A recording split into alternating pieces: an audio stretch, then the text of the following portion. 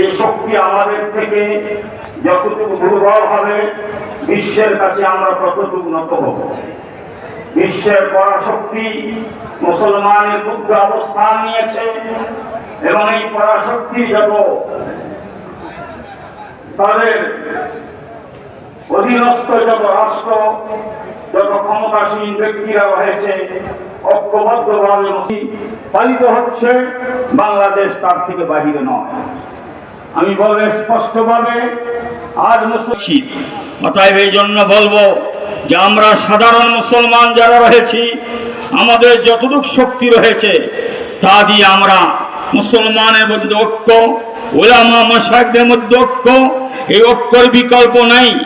আজ যারা ঐক্যের জন্য মাঠ ময়দানে কথা বলতেছেন, আলহামদুলিল্লাহ, আমরা তো এতটুকু বলতেছি, মান সাল্লা সালাতানা ওয়াস্তাকবালা কিবলাতানা ওয়া আকালা যাবিহাতানা। আমাদের কাছে ফিলিস্তিন এটা এমন একটা ইস্যু হয়ে দাঁড়িয়েছে। আজ যদি এই বিদেশি এই ফিলিস্তিনের পণ্য যদি বর্জন না করা হয়, মনে রাখবেন এদেশে 100 জন নাগরিকের মধ্যে আজকাল 92 জন আমরা মুসলমান। অতএব 92 জন মুসলমান ইসরায়েলের বিরুদ্ধে আমাদের অবস্থান নিতে হবে, তাদের পণ্য বর্জন করতে হবে। এই পণ্য যাদের মাধ্যমে এই দেশে আমদানি হয় সেখানে আঘাত আনতে হবে।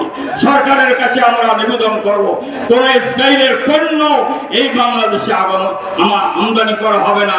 যে ফ্যাক্টরিগুলো রয়েছে, বাটা কোম্পানি রয়েছে, অন্যান্য যে সমস্ত কোম্পানির এজেন্সি রয়েছে, তাদেরকে বয়কট করতে হবে।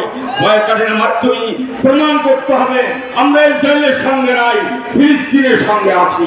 আর যুবক, বুড়া, মুরব্বিয়ান কিরাম, পুরুষ, মহিলা, এদেশের যে কোনো মুসলমান আমরা ঐক্যবদ্ধ এই পণ্য বর্জন করার মাধ্যমে যেন আমরা প্রমাণ করতে পারি আমরা ইসরায়েলের বিপক্ষে এবং আমরা ফিলিস্তিনের পক্ষে।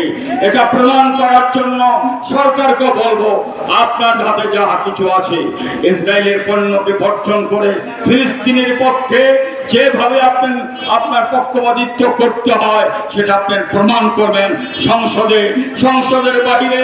আপনার ক্ষমতা যেখানে আছে আপনার প্রমাণ করতে হবে।